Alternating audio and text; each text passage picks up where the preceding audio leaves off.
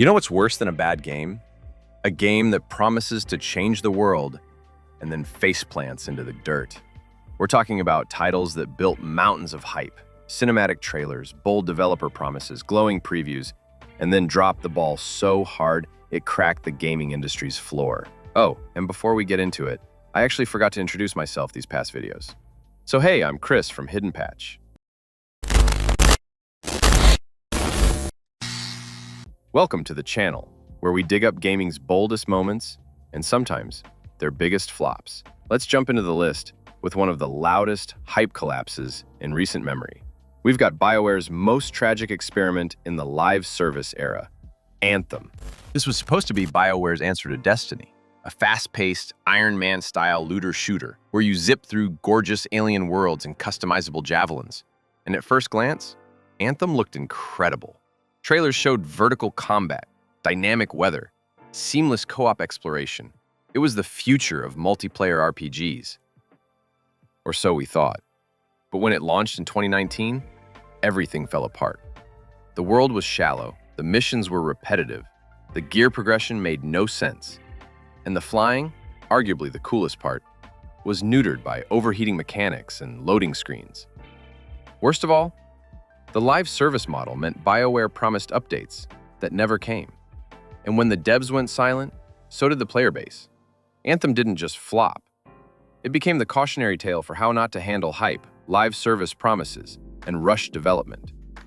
BioWare shelved its reboot plans in 2021, and Anthem quietly faded into the graveyard of wasted potential. Now for the most epic case of vaporware fakery we've seen in years. The day before. This game had everything going for it, on paper. Imagine a hyper-realistic open-world survival MMO set in post-pandemic America. A mix of The Division, The Last of Us, and DayZ. The trailer showed atmospheric lighting, tense shootouts, looting systems, dynamic weather. It looked too good to be true. And, well, it was. Developed by a little-known studio called Fantastic, The Day Before rocketed to the top of Steam's wishlist. But fans started noticing red flags. No actual gameplay was shown for months. The devs dodged interviews. Then came weird delays, copyright issues, and shady behind-the-scenes drama. When gameplay finally dropped, it looked nothing like the original footage. More like a budget asset-flipped zombie shooter. Players called it a scam. Critics tore it apart. And within days of launch, it vanished. Literally. Steam pulled the game.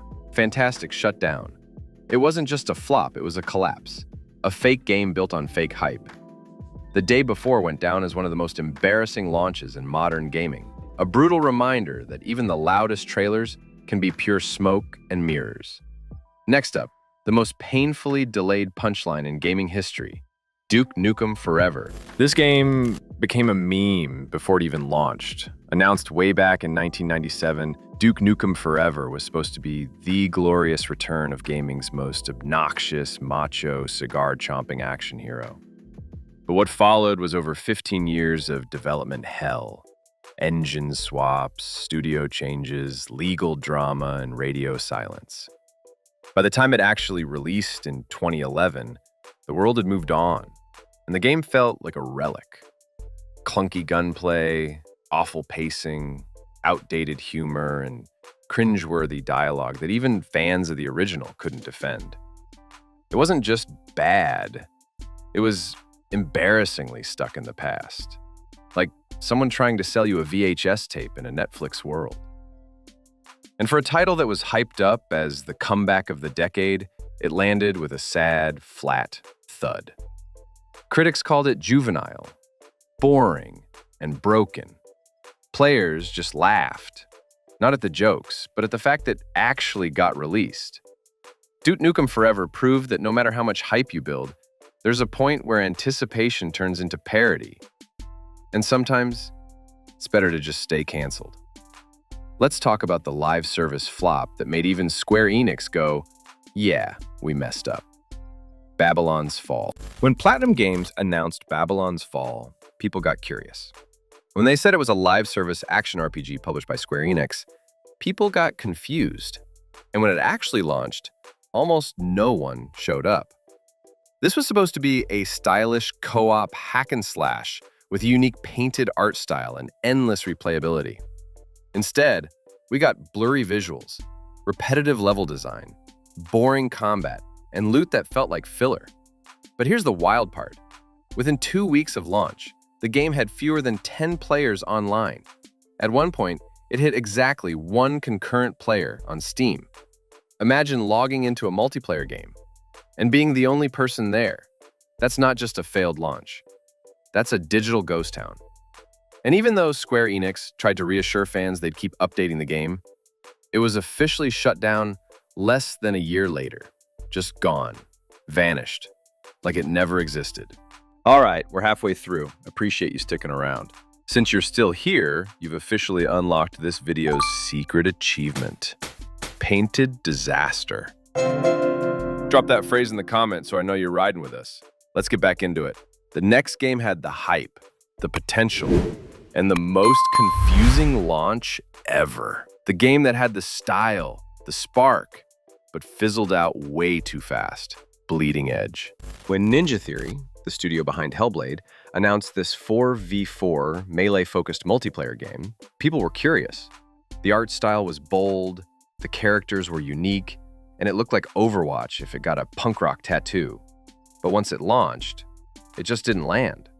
The combat was chaotic but clunky, the learning curve was weirdly steep for a casual-looking game, and worst of all, it didn't offer any real reason to keep coming back. No compelling progression system, no long-term updates, and barely any marketing once it dropped. Microsoft essentially ghosted it after launch. And within a year, dead servers.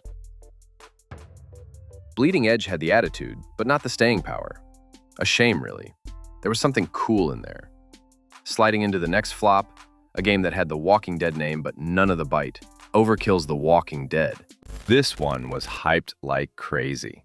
A gritty, team-based co-op shooter set in the Walking Dead universe? Sounds like a guaranteed hit, especially with the studio behind Payday leading development. But man, it stumbled hard. The trailers looked dark, cinematic, and brutal. But when the game launched, it was clunky, repetitive, and painfully outdated. Missions felt copy-pasted. The AI was brain-dead. And the shooting mechanics just didn't feel right. It was like Left 4 Dead without the fun. Worse yet, the console versions got straight up canceled after all the delays. The devs tried to patch things, but it was too late. The hype was gone, the players left, and the game was eventually pulled from sale. Just goes to show, a big name like The Walking Dead doesn't mean much if the gameplay is brain dead. Next up, Amazon's awkward swing at gaming glory that nobody asked for. Crucible.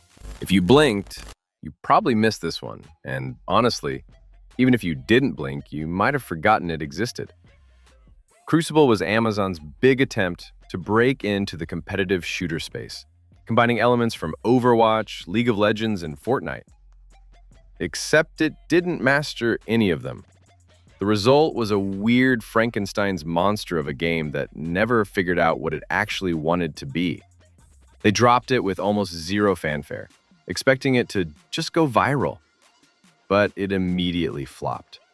Confusing game modes, unclear objectives, janky movement, and a player base that evaporated in days. What made things even weirder? Amazon actually pulled the game back into closed beta after launch.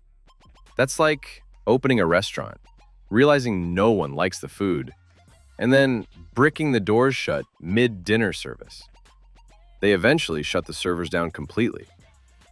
Less than a year after launch, Crucible wasn't just a failed game. It was a public lesson that even tech giants can't brute force their way into gaming culture.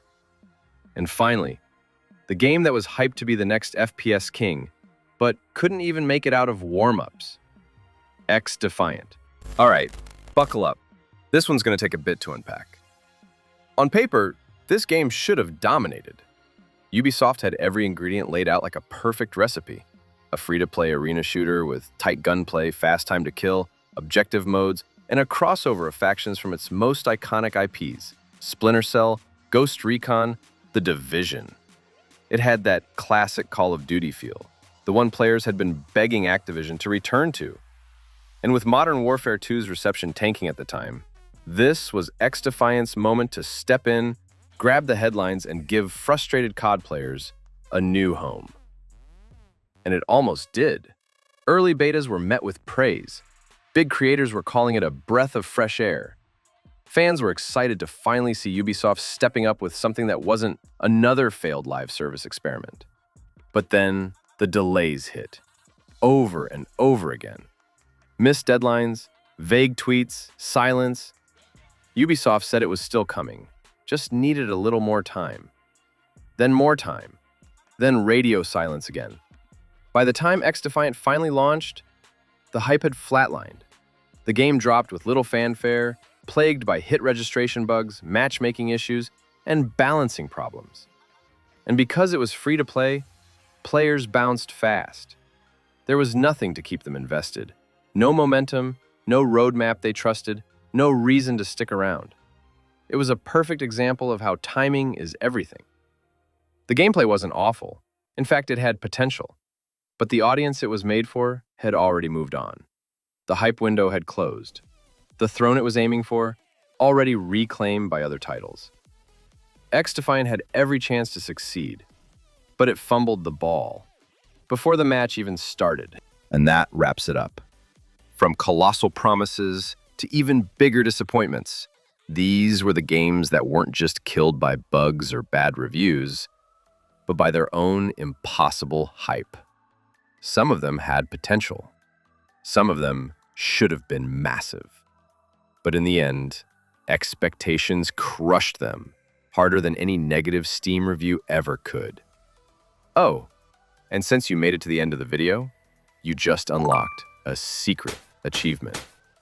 Overhyped and under-delivered. Drop that phrase in the comments so we know you're part of the HiddenPatch elite.